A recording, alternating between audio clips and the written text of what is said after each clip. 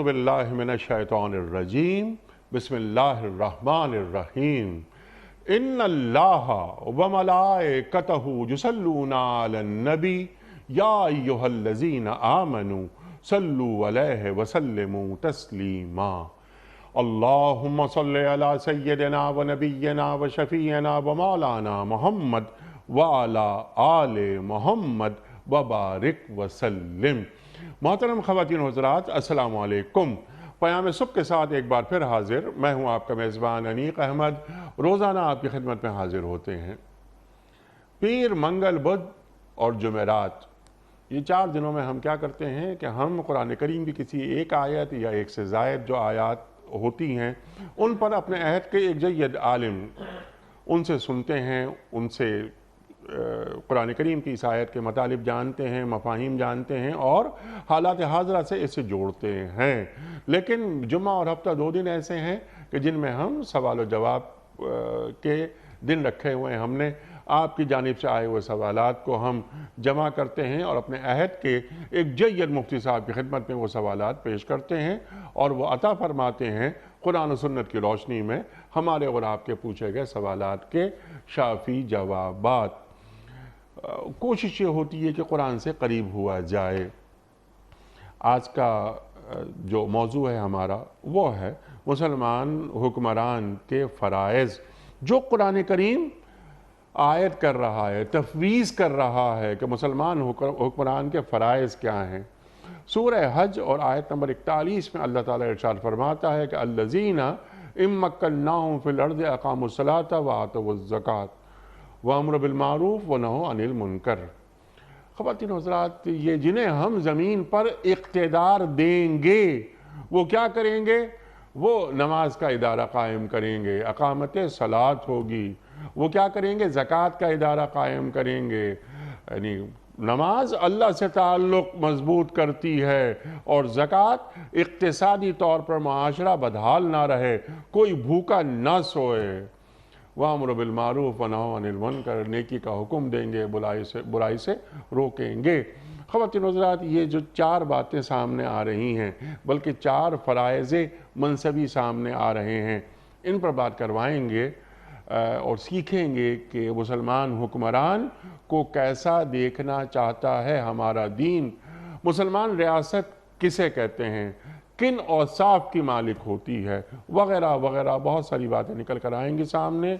हमारी खुशबख्ती की तशरीफ़ फरमा है स्टूडियोज़ में मोहतरम अल्लामा सैयद रज़ी जाफ़र साहब क़िबला। अल्लामा साहब, आपको मैं खुश आमदीद कहता हूँ, आप तशरीफ़ लाए। कौन आपसे वाकिफ़ नहीं, हमारे मुल्क का इंतहाई मकबूल और महबूब नाम अल्लामा सैयद रज़ी जाफ़र साहब क़िबला। अल्लामा साहब को खुश आमदीद कहते हुए प्रोग्राम का आगाज़ करना चाहूँगा अल्लाह ताला के बाबरकत नाम से। सूरह हज और आयत नंबर 41।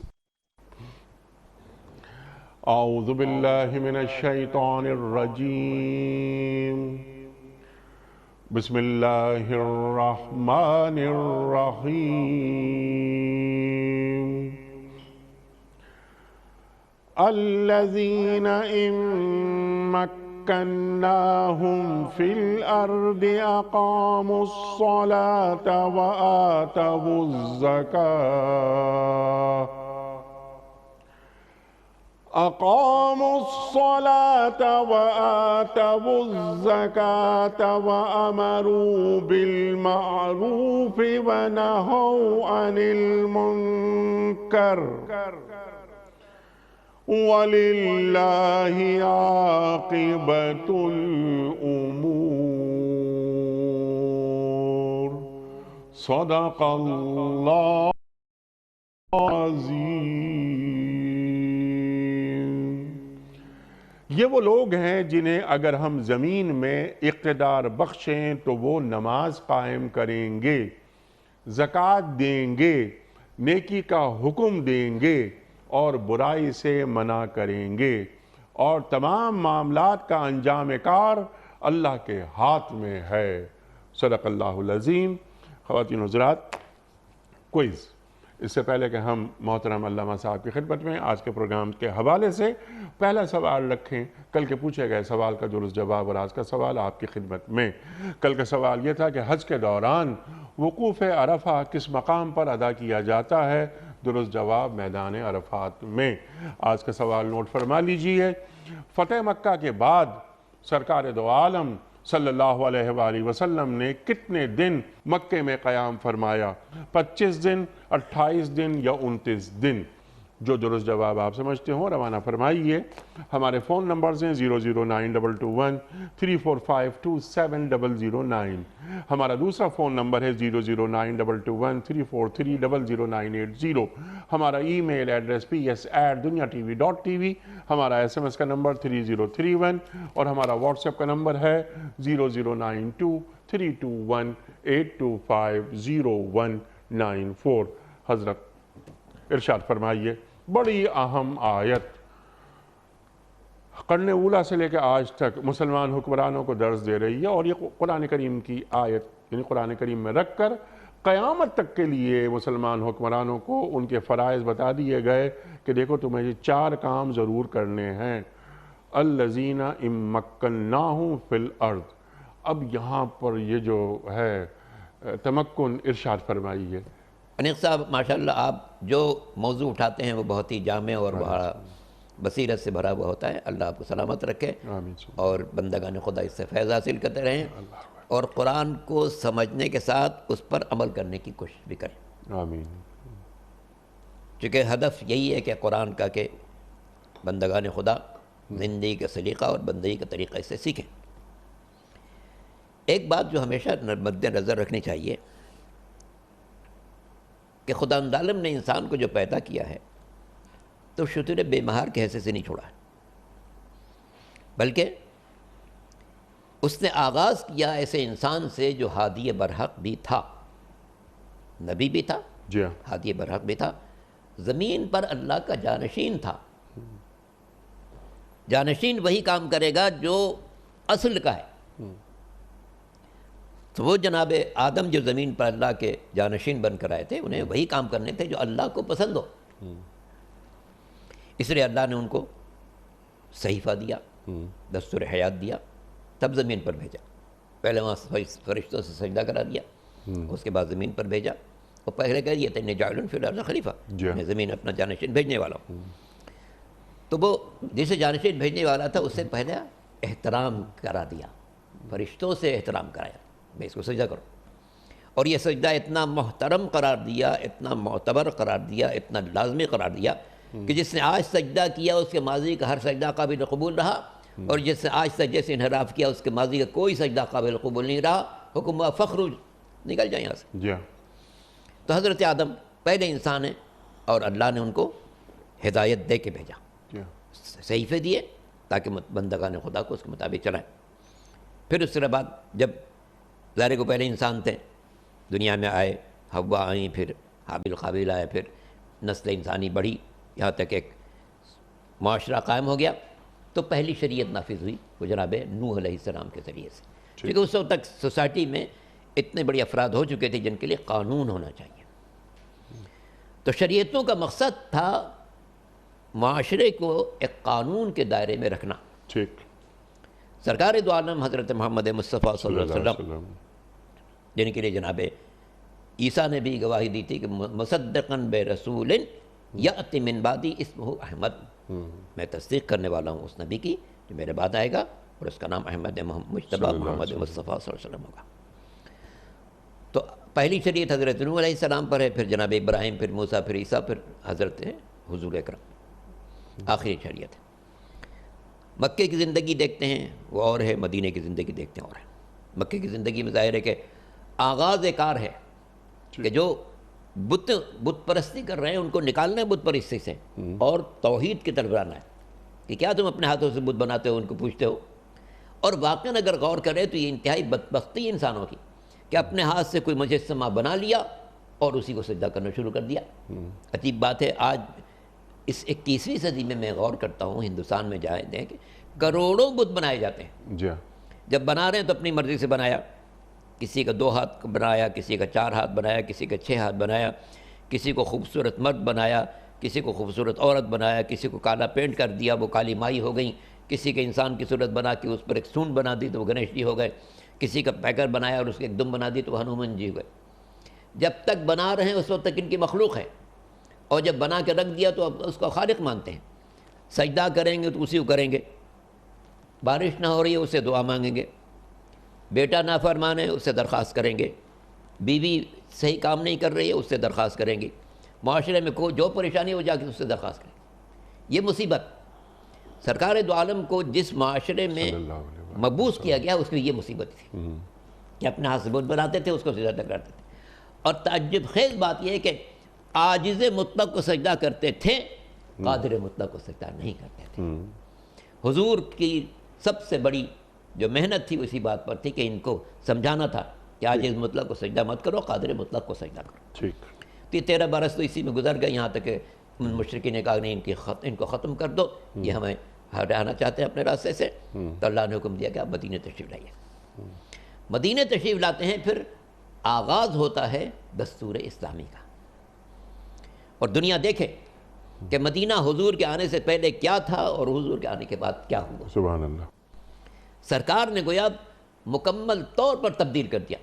پہلا قانون یہ نافذ کیا کہ جناب جتنے قبائل آپس میں جنگ و جدال میں مبتلا تھے وہ سب ختم کریں، آشتی کی فضا میں زندگی گزاریں، جسے میثاق میثاق کے نام سے یاد کیا جاتا ہے کہ سرکار نے سارے قبائل کو جمع کیا، ایک ایگریمنٹ کیا، اس ایگریمنٹ کے تحت سب اچھی زندگی گزاریں۔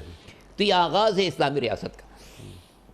اب آیت میں جن باتوں کا تذکرہ ہے، ان مکناہم، اگر ہم ان کو اقتدار دے دیں، طاقت دے دیں، قدرت دے دیں، اختیار دے دیں، تو ان کو یہ کام 4 تو لازماً کرنا ہے۔ وَلِلَّهِ عَاقِبَةُ الْأُمُورِ، سب کو سمجھنے کہ اللہ کے بارگاہ میں پہنچنا ہے، وہ باس پرس کرے گا کہ تمہیں ہم نے اختیار دیا، تم نے نماز قائم کی، تم نے زکوٰۃ کا نظام قائم کیا، تم نے نیکیوں کی ترویج کا قائم حکم دیا، کیا تم نے برائی کو روکنے کے لیے اسباب فراہم کیے۔ تو پہلا کام نماز ہے۔ روز محشر کے جہاں گداز بود، اولین پرسش نماز بود۔ سبحان اللہ۔ اس سے پہلے کہ میں اقامت صلاۃ کے حوالے سے آپ سے سوالات رکھوں اور بہت ساری باتیں سیکھوں آپ سے، اس اقتدار دیں گے الذین ان مکناہم، میرا سوال آپ کی خدمت میں یہ ہے کہ گویا اقتدار دین کا مطالبہ ہے کہ تمہیں اقتدار حاصل کرنا ہے تاکہ تم زمین پر اقامت صلاۃ بھی کرو، نماز کا حکم دو، زکوٰۃ کا ادارہ قائم کرو، نیکی کا حکم دو، برائی سے روکو، یہ چاروں باتیں سکھا دی گئیں۔ تو کیا اقتدار حاصل کیے بغیر بھی یہ کام ہو سکتا ہے؟ ارشاد۔ آیت میں ان مکناہم، ان شرط ہے، شرط ہے، اگر ہم کسی کو اقتدار دیں تو اس کے 4 کام کرنا پڑے گا۔ یہ نہیں کہ اقتدار حاصل کرنے کی کوشش کرو، نہیں، اگر ہم اقتدار دے دیں تو اب تمہاری کوالٹی کیا ہونی چاہیے؟ یہ 4 کام تمہارے ذمہ ہونا چاہیے۔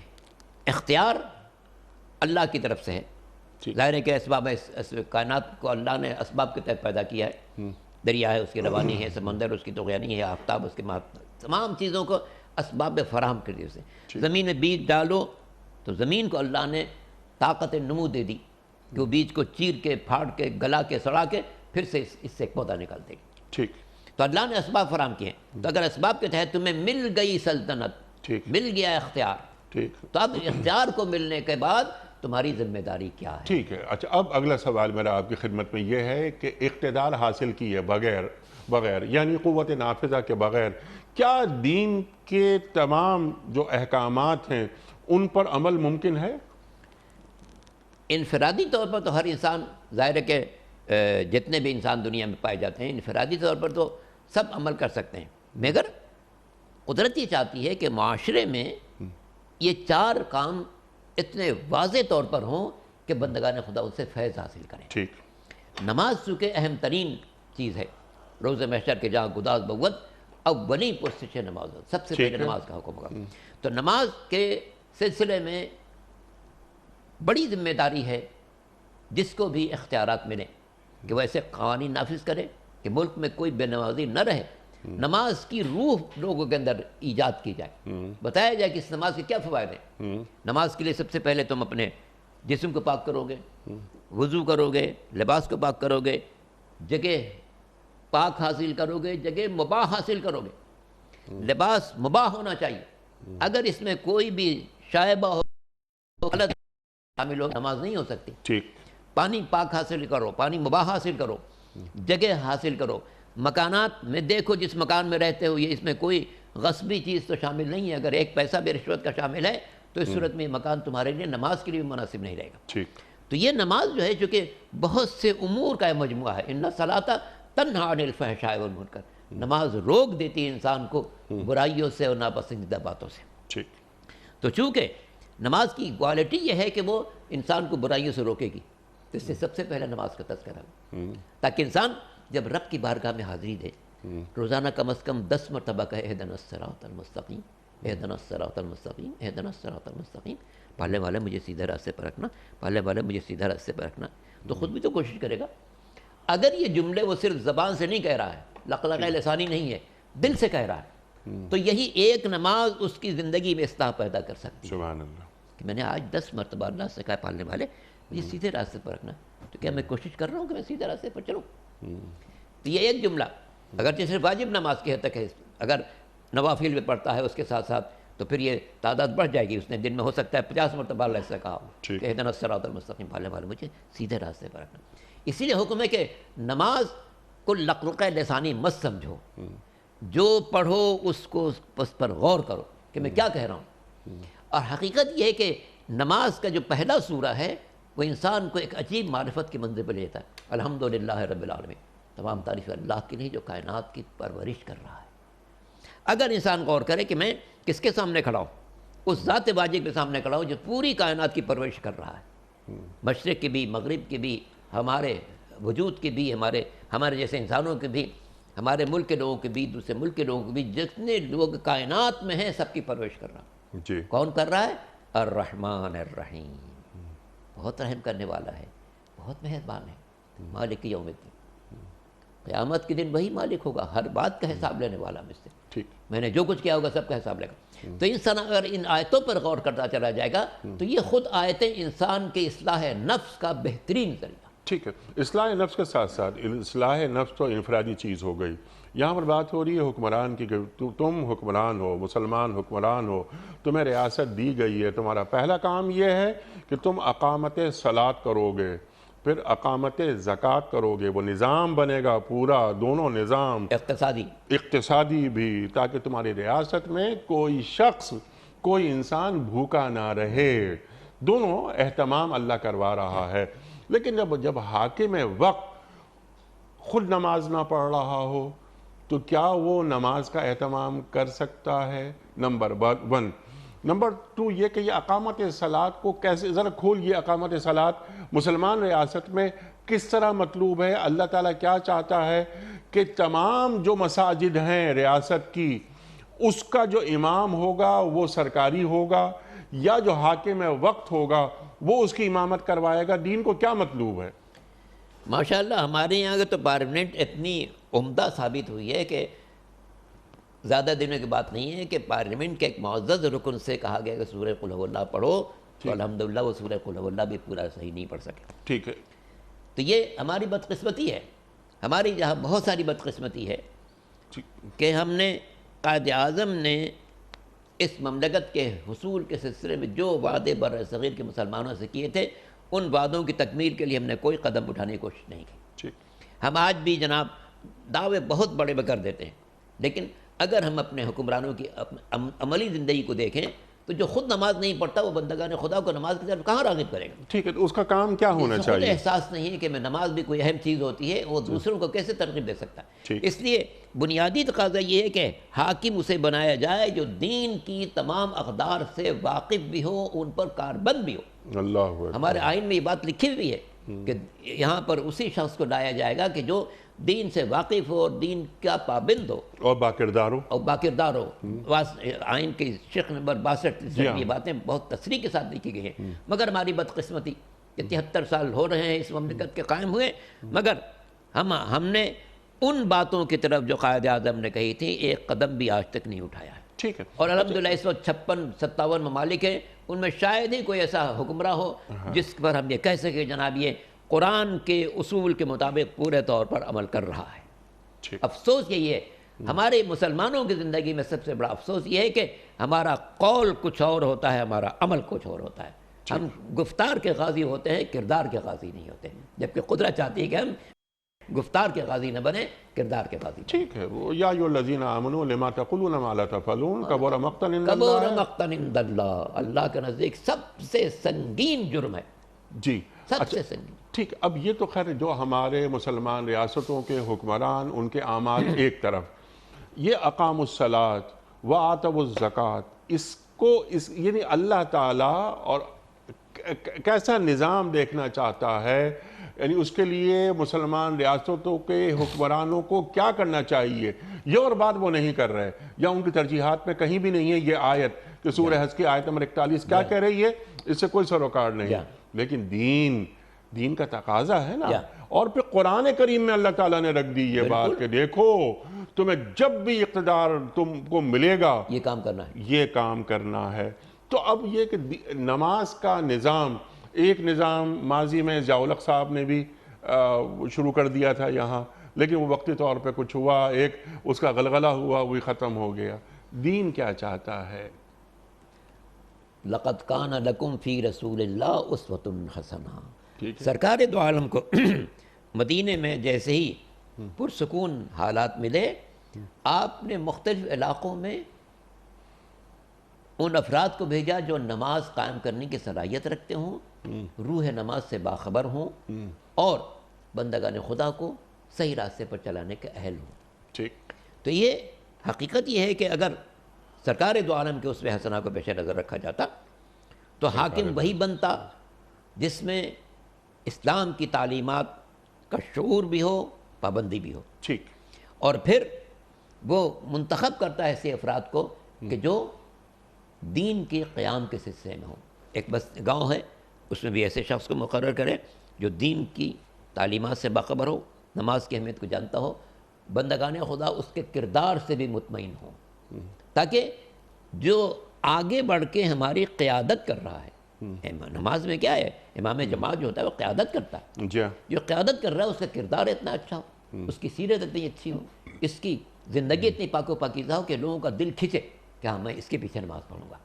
تو اگر ہم سرکار دو عالم کے حیات طیبہ کو سامنے رکھ کر زندگی گزارتے تو ہمارے یہاں نالائق حکمراں کبھی مسلط نہیں ہو سکتے تھے۔ ہماری بدقسمتی یہی ہے کہ قول اور رہا، عمل اور رہا۔ ٹھیک ہے، اگلی بات، اب یہ بالکل بدقسمتی ہماری ایسے ہی رہی، لیکن جو روح ہے اس آیت کی وہ کیا ہے کہ پہلا کام جب اللہ تعالیٰ یہ فرما رہا ہے کہ تمہارا پہلا کام یہ ہے کہ تم نماز کا ادارہ قائم کرو گے، یعنی تم مخلوق خدا کو اللہ سے جوڑو گے، پہلا کام یہ کرو گے کہ تمہاری ریاست میں رہنے بسنے والے، زندگی کرنے والے اپنا ایک تعلق اللہ سے جوڑ کر رکھیں، ایسا نہ ہو کہ وہ اپنے کاروبار حیات میں لگ جائیں۔ یہ مسلمان ریاستیں ہیں، ان ریاستوں میں رہنے بسنے سانس لینے والے ہر فرد کا ایک تعلق اللہ سے ہونا چاہیے۔ ایک بات یہ، اب ہم ذرا سا آگے آتے ہیں، زکوٰۃ فوراً دیکھیے اور بھی چیزیں ہیں، فرائض ہیں، ستون ہیں، لیکن اللہ تعالیٰ نے یہاں پر نماز اور زکوٰۃ کو رکھ دیا کہ دیکھو زکوٰۃ تمہارا کام یہ ہونا چاہیے، تم حکمران ہو کہ تمہاری ریاست کے اندر کوئی بھوکا نہیں رہے، طبقاتی نظام اس انداز کا نہ رہے کہ یعنی کچھ لوگ دنیا کے لیے ترسیں اور کچھ لوگ دنیا کے لیے لپکیں، یہ نہ رہے۔ زکوٰۃ کو تقسیم کرنا بنیادی کام کس کا ہے؟ ریاست کا، لیکن ریاست آج پورے عالم اسلام میں کتنی ریاستیں ہیں کہ جو یہ کام کر رہی ہے کہ زکوٰۃ ہم کلیکٹ کرتے ہیں اور پھر ہم ڈسٹریبیوٹ کرتے ہیں۔ ایون ہم پاکستان میں آ جائیں، پاکستان میں پرائیویٹ سیکٹر میں زکوٰۃ کا انتظام ہوتا ہے، بلکہ افسوسناک بات تو یہ ہے، معاف کیجیے میری بات لمبی ہو رہی ہے، یہ تو ہم دین کی بات کر رہے ہیں، ہیلتھ یہ کام حکومت کا ہے، امپلائمنٹ یہ کام حکومت کا ہے، سیکورٹی یہ کام حکومت کا ہے، وغیرہ وغیرہ۔ یہ تمام کام جو حکومت کے تھے وہ عوامی شعبے سے نکل کر یہ ایک نجی شعبے میں چلے گئے. میری جاب یہ حکومت کو کوئی سروکار نہیں, میری ہیلتھ, میرے بیوی بچوں کی ہیلتھ کوئی حکومت کو سروکار نہیں ہے, میرا تحفظ کوئی حکومت کو سروکار نہیں ہے. کیسا عجیب نظام ہے. لیکن زکوٰۃ ارشاد. جبکہ آپ ہی کی بات سے میں آگے بڑھاؤں کہ جبکہ بعض ممالک جنہوں نے اسلام کے اس قانون کو سمجھا اپنے ملک میں ان باتوں کے لیے پوری کوشش کی, ایک فلاحی ریاست کام کرنے کی کوشش سبحان اللہ. کہ ہیلتھ کا شعبہ انہوں نے کہا بھئی ہر انسان کو جو میرے ملک کے اندر ہے ہیلتھ ملنا چاہیے, ہیلتھ کارڈ بنا دیتے ہیں. کوئی بھی تکلیف ہو ڈاکٹر کے پاس جاؤ, جا کے اس کی تکلیف بیان کرو, وہ علاج کرے گا, دوا بھی فری دی جائے گی, ڈاکٹر بھی فری دیکھے گا. جی ہاں. اور جو چاہے سنگین ترین جرم, سنگین ترین مرض ہو, ہارٹ کا مرض ہو, کینسر کا مرض ہو, اس قسم کے جتنے سخت مرض ہیں سب کا مفت علاج. جی ہاں. یہ ہر حکمراں کا فرض ہے کہ وہ یہ کام کرے, اپنی مملکت کو فلاحی مملکت بنانے کی کوشش کرے, جس کا سرکار دو عالم نے ہمیں اصول دیا ہے. صلی اللہ علیہ وسلم. آپ دیکھیں کہ قرآن مجید میں سورہ بقرہ میں پڑھتے ہیں کہ الذین یؤمنون بالغیب یقیمون الصلاۃ ویؤتون الزکاۃ. کم از کم قرآن مجید میں 30 مقامات ایسے ہیں جہاں پر نماز کے بعد فوراً زکوٰۃ کا تذکرہ. جی ہاں. چونکہ نماز اللہ سے رابطہ ہے, زکوٰۃ میں اللہ کے ساتھ بندوں سے بھی رابطہ ہے. قدرت نہیں چاہتی کہ میں صرف اس کا بن کے رہوں, نہیں, میں اس کے بندوں کو پیش نظر رکھوں, چونکہ یہ بندہ مفلوق الحال بھی ہو سکتا ہے, پریشان حال بھی ہو سکتا ہے. زکوٰۃ کا نظام اسی طرح سے رکھا گیا کہ ہر معاشرے میں کچھ خوشحال ہوتے ہیں, کچھ بدحال ہوتے ہیں. خوشحال لوگوں سے ان کے مال کا کچھ حصہ لے کر بدحال لوگوں کی بدحالی کو دور کیا جائے, سبحان اللہ. تاکہ زمین پر کوئی انسان بھوکا نہ رہے. نماز جو ہے چونکہ انسان کو ایک رابطہ بناتی, ایاک نعبد و ایاک نستعین, پالنے والے میں صرف تیری عبادت کرتا ہوں, تجھ سے مدد مانگتا ہوں. جب یہ ہم اقرار کر چکے نماز میں کہ میرے مالک میں صرف تیری عبادت کرتا ہوں اور تجھ سے ہی مدد مانگتا ہوں, تو اس کو یہ پیش نظر رکھنا چاہیے کہ سارے بندے جتنے زمین پر ہیں سب اللہ کی مخلوق ہیں. جب اللہ کی مخلوق ہیں تو میں دیکھوں میرے کیا وسائل ہیں, میرے پاس مویشی ہیں, میرے پاس غلے ہیں, میرے پاس مال ہے, میرے پاس دولت ہے, اس دولت میں بندگان خدا کے حق کو ادا کروں.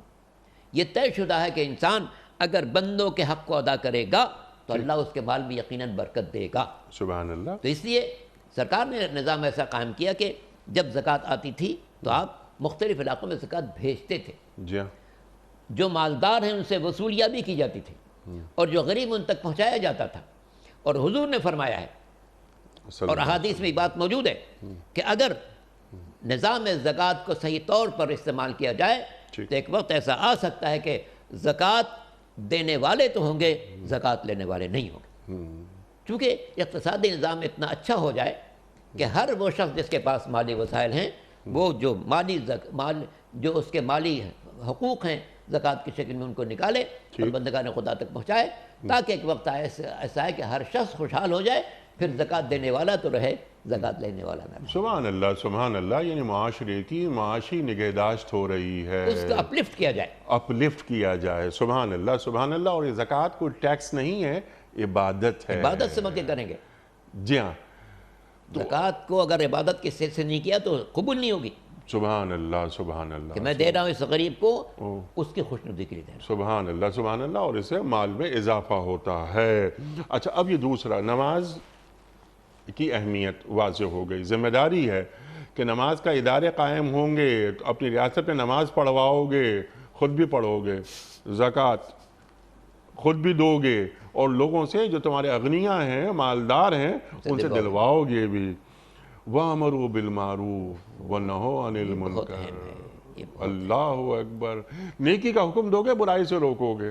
اب نیکی کا حکم ہمارے نزدیک نیکی صرف وہ ہے کہ جو اللہ اور اللہ کے رسول صلی اللہ علیہ وسلم نے بتایا کہ یہ نیکی ہے, اور ہمارے نزدیک برائی وہ ہے کہ جسے اللہ نے اور اللہ کے رسول صلی اللہ علیہ وآلہ وسلم نے فرمایا کہ یہ برائی ہے. تو معروف یا منکر اپنے طور پر گھڑ نہیں لیے جائیں گے. ایک بات تو یہ ہے. لیکن یہ کہ نیکی کا حکم دینا, برائی سے روکنا, طریقہ کار کیا ہوگا؟ قوت نافذہ حکومت کے پاس ہے. میں اپنے ہاتھ سے اسے روک نہیں سکتا, اس لیے کہ میں حکومت نہیں ہوں, میرے ہاتھ پہ قوت نافذہ نہیں ہے. حکمران کو اللہ تعالیٰ ایک بڑے بلند مرتبے پر, درجے پر فائز کر رہا ہے. جن کے رتبے ہیں سوا ان کو سوا مشکل ہے۔ تو حکمران کی باز پرس ہوگی کہ تم کو ہم نے اقتدار دیا تھا، تم نے کیا نیکیوں کا حکم دیا، برائیوں سے روکا، کیا اس کا فہم بھی ہے عالم اسلام کے حکمرانوں کو؟ ارشاد۔ اللہ اکبر۔ جبکہ یہ تو ایک اہم ترین فریضہ ہے، اور قرآن مجید میں واضح پر حکم ہے وَلْتَكُمْ مِنْكُمْ أُمَّةٌ يَدْعُونَ إِلَى الْخَيْرِ وَيَأْمُرُونَ بِالْمَعْرُوفِ وَيَنْهُونَ عَنِ الْمُنْكَرِ۔ سبحان اللہ، یہ پوری علامہ صاحب یہ تو پوری بات ہو رہی امت کے حوالے سے، پوری امت۔ لیکن حکمران حکمران امتی تو ہے، لیکن وہ حکمران بھی ہے۔ 22 کروڑ لوگوں کا یہ ملک ہے، حکمران ہیں وہ حکمران، ان سے پوچھا جائے گا پھر عادل حکمران اللہ تعالیٰ کس طرح ان کی پذیرائی کر رہا ہے کہ عادل حکمران کہاں ہوں گے۔ اللہ ارشاد فرمائیے کہ ہمارے حکمران کیوں نہیں اس طرف سوچتے؟ مجھے بہت سخت اندیشہ ہے کہ جب ہم قیامت میں پہنچیں گے تو ہم اپنے حکمرانوں کو سخت ترین آتش جہنم میں جلتا ہوا دیکھیں گے۔ اللہ اکبر۔ اس سے کہ ان کا جو نظام رہا ہے، کم از کم 73 سال کی پاکستان کی عمر ہو گئی، اور دنیا کے اور ممالک ہم دیکھتے ہیں کہ جناب یہ لوگ جن کی جو ذمہ داری تھی ان میں سے کسی ذمہ داری کو پورا کرنے کی کوئی کوشش نہیں کرتے۔ نظام صلاۃ کوئی قائم کرنے کی کوشش نہیں کرتے، نظام زکوٰۃ قائم کرنے کی کوشش نہیں کرتے، برائیوں کو سد باب کرنے کی کوشش نہیں کرتے، بلکہ کوشش کر کے پھیلاتے ہیں۔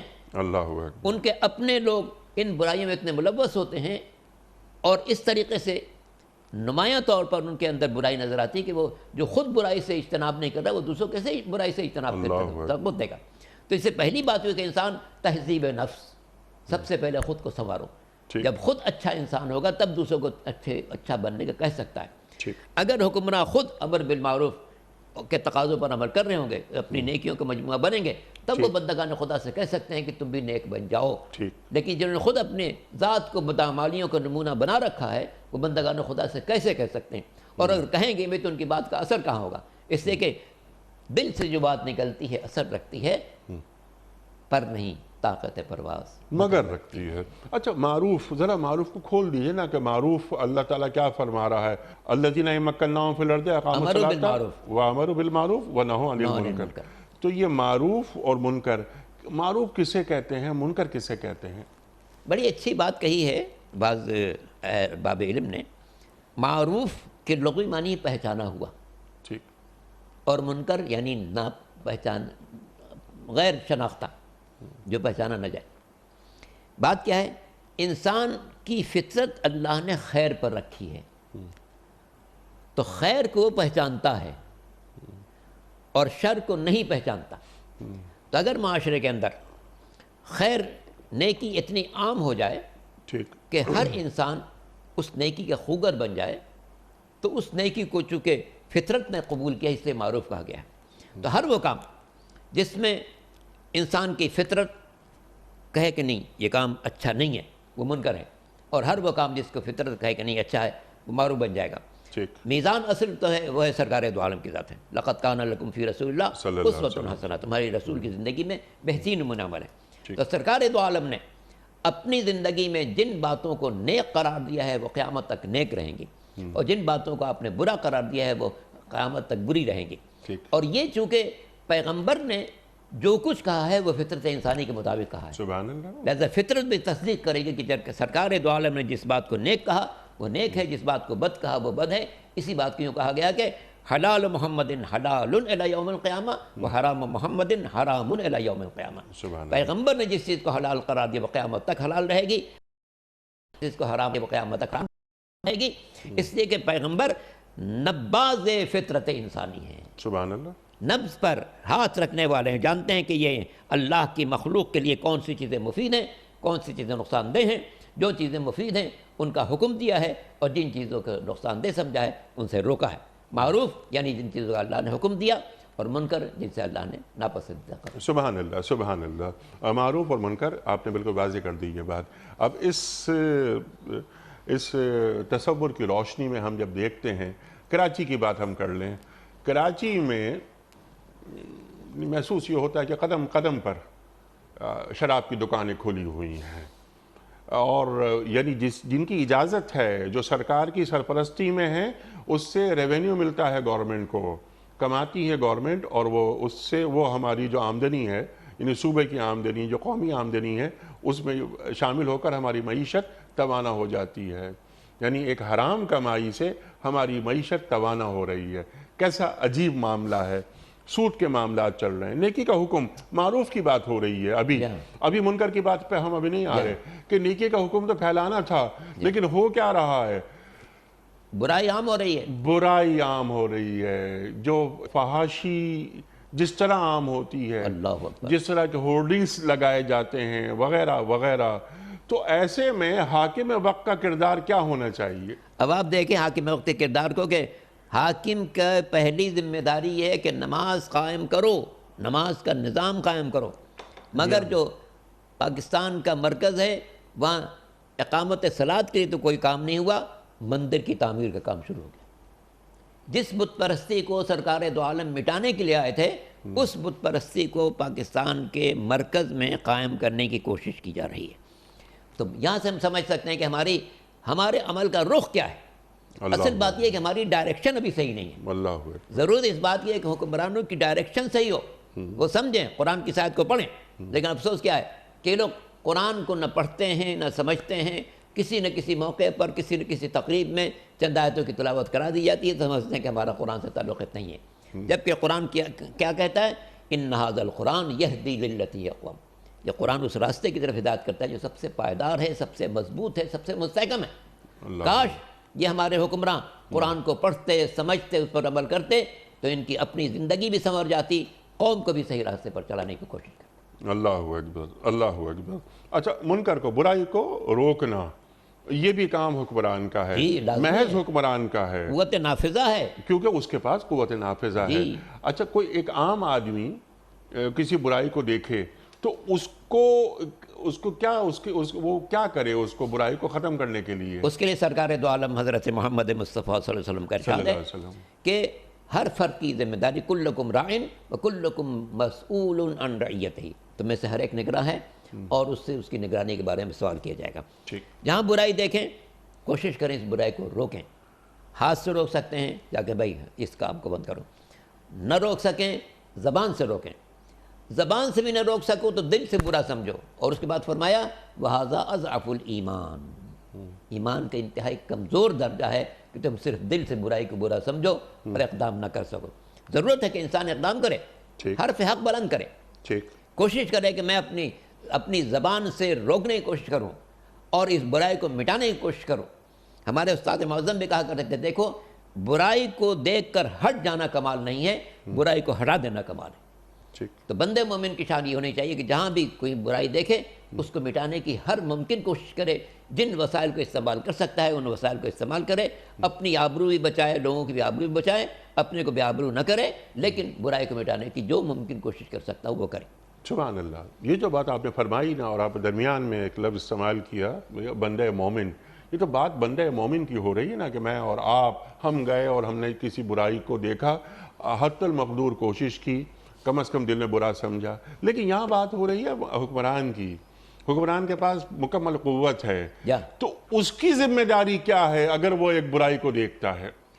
اس کی ذمہ داری سب سے زیادہ ہے۔ اگر بندے مومن پر یہ کام فرض ہے کہ برائی کو دیکھ کے اور اس کو مٹانے کی کوشش کرے، تو جس کے پاس قوت نافذہ ہے وہ تو اپنے طاقت کو استعمال کر کے برائی کو روک سکتا ہے، لیکن نااہلی یہ ہے کہ طاقت ہونے کے باوجود نیکی کو پھیلاتے نہیں، برائی کو روکتے نہیں، نماز کو قائم کرنے کی کوشش نہیں کرتے، زکوٰۃ کا نظام قائم کرنے کی کوشش نہیں کرتے، تاکہ بندگان خدا کی افلاس کو دور کیا جائے، ان کی غربت کو دور کیا جائے، ان کی تنگ دستی کو دور کیا جائے۔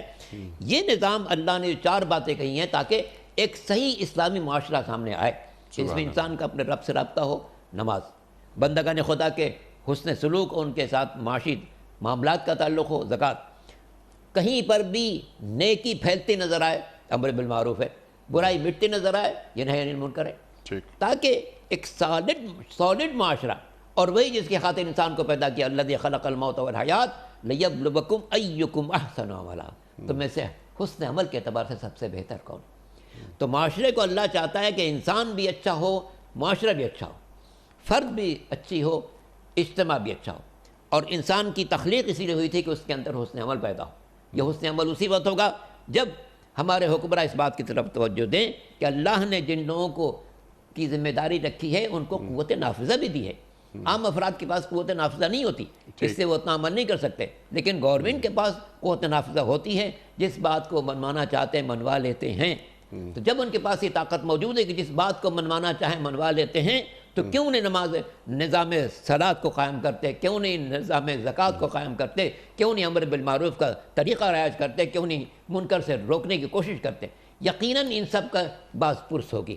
اگر ایک انسان سے باز پرس ہوتی ہے تو حکمراں سے اس سے کئی 100 گنا زیادہ باز پرس ہوگی کہ اس عاجز انسان کے پاس تو طاقت نہیں تھی، تمہارے پاس طاقت تھی، تم نے اس طاقت کا استعمال صحیح کیوں نہیں کیا؟ نماز قائم کیوں نہیں کی؟ زکوٰۃ کا نظام کیوں نہیں قائم کیا؟ برائیوں سے روکا کیوں نہیں؟ نیکیوں کی ترویج کیوں نہیں کی؟ سبحان اللہ سبحان اللہ، وَلِلَّهِ عَاقِبَةُ الْأُمُورِ، یہی بتا دیا گیا کہ ہر کام کا جو انجام ہے وہاں ہے، کیونکہ تمہاری جو نیتیں ہیں، تمہارا کسی کام کا آغاز ہے یا انجام، وہ اللہ جانتا ہے کہ تمہاری نیت کیا تھی، نیت کیا ہے۔ حکمران کی حیثیت سے تم کیا یہ چاہتے تھے؟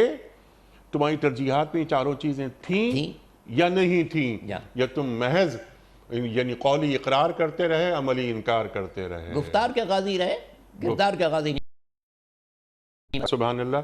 اچھا، اب علامہ صاحب، جیسے کہ ہم ہر پروگرام میں ہم ایک سوال رکھتے ہیں، اور آپ دنیا دیکھی ہے الحمدللہ، ہم جانتے ہیں آپ پوری دنیا کا سفر کرتے ہیں، آپ دین کا پیغام پہنچاتے ہیں۔ آج جو مسلمان حکمران ہیں، ان مسلمان حکمرانوں سے یہ آیت کچھ تقاضا کرتی ہے؟ ان کو پیغام دے دیجئے، یعنی اس کے جو مخاطب ہیں ہر انسان ہے، لیکن خاص طور پر حکمران ہیں۔ جیسے آپ نے فرمایا نا کہ ایک آدمی، ایک بندہ مومن، وہ برائی دیکھے، وہ کم سے کم دل میں برا سمجھے اسے، یہ نہیں کہ وہ احساس بھی مر جائے، اگر وہ احساس مر گیا، وہ بھی احساس مر گیا۔ مجھے یاد آیا قرآن کریم کی ایک آیت جس کا ترجمہ یہ ہے کہ داؤد علیہ السلام اور مسیح ابن مریم علیہ السلام کی زبان سے اللہ لعنت بھیجوا رہا ہے۔ کیوں؟ کہ یہ برائی کو دیکھتے تھے اور مٹانے کی کوشش نہیں کرتے تھے، اور خاموش رہتے تھے، تو اللہ تعالیٰ نے 2 انبیاء کے ذریعے لعنت بھیجوا دی۔ اللہ اکبر۔ تو ٹو ڈوز، کرنے کے کام حکمران ہمارے۔ حاکم کو سمجھنا چاہیے کہ یہ اقتدار ایک امانت ہے۔ سبحان اللہ سبحان اللہ۔ امانت ہے، اس امانت میں خیانت نہ ہونے پائے۔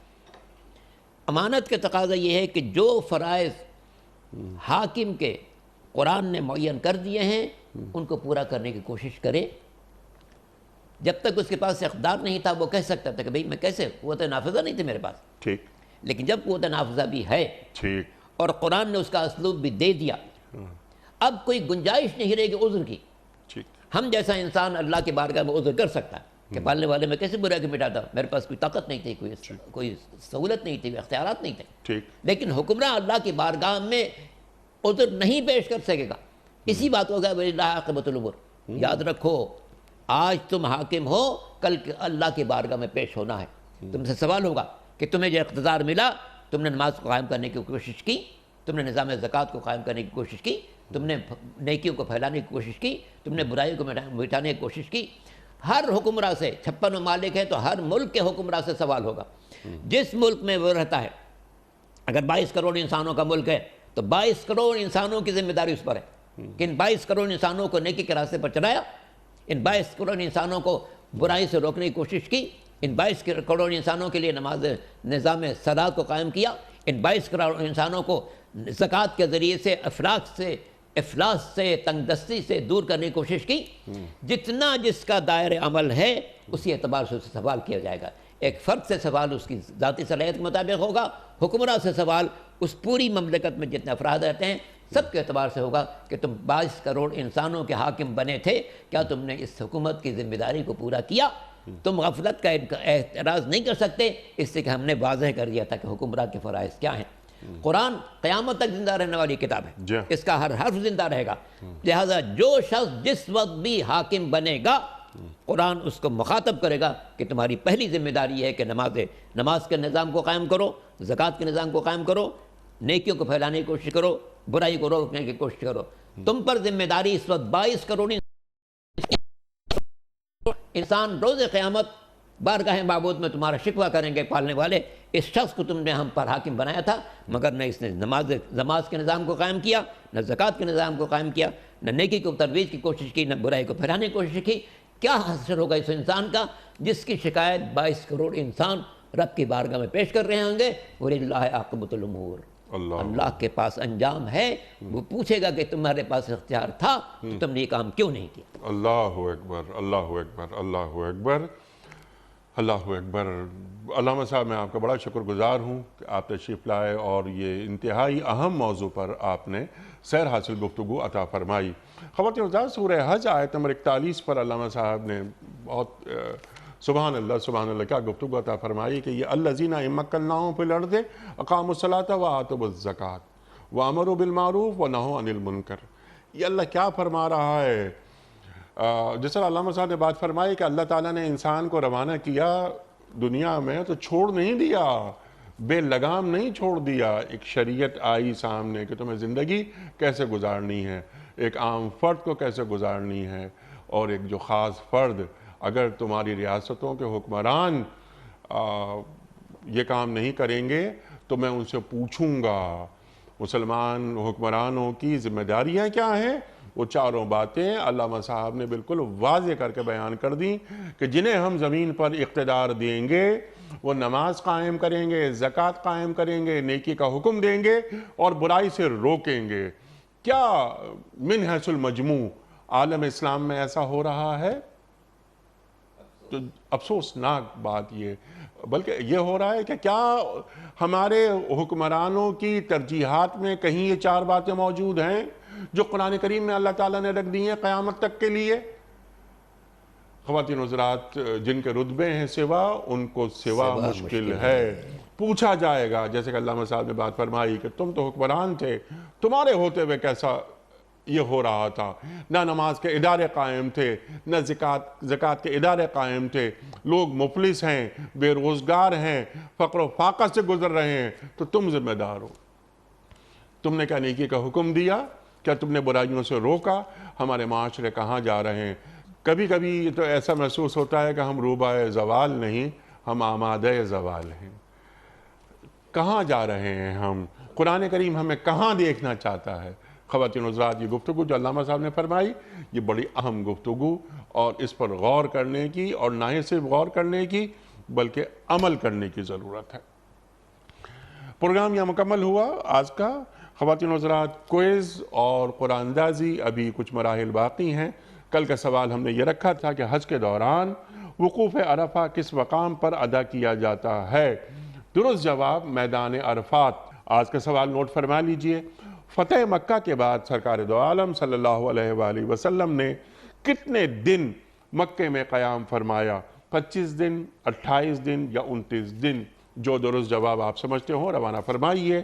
ہمارے فون نمبرز ہیں 00922 345 27 ہمارا دوسرا فون نمبر ہے 00922 343 00980. ہمارا ای میل ایڈریس ps@dunyatv.tv. ہمارا SMS کا نمبر 3031 اور ہمارا واٹس ایپ کا نمبر ہے 0092 321 825 0194. وقت ہے قرآن اندازی کا. حضرت ایک بہت ہی نیچے سے آپ نے پرچی نکالی اور آج کے محمد زبیر رؤف. کہاں سے؟ یہ ہیں جناب فیصل آباد سے. محمد زبیر رؤف صاحب فیصل آباد سے آپ کی خدمت میں دنیا ٹی وی کی جانب سے دینی کتب پر مشتمل یہ گفٹ ہیمپر آپ کے گھر بذریعہ کوریئر روانہ کیا جا رہا ہے. آپ کو بہت بہت مبارک ہو. اختتام ہوتا ہے پیام صبح کا روزانہ ایک قول پر، اور وہ قول ہوتا ہے صاحب نہج البلاغہ امیر المومنین حضرت علی مرتضیٰ کرم اللہ وجہہ کا. آپ فرماتے ہیں، اور سبحان اللہ کیا قول ہے، کہ جب اللہ کسی بندے کو سرفرازی دینا چاہتا ہے تو اسے اپنی محبت میں مشغول کر لیتا ہے. جب اللہ کسی بندے کو سرفرازی دینا چاہتا ہے تو اسے اپنی محبت میں مشغول کر لیتا ہے۔ اللہ اکبر۔ اجازت، خدا حافظ۔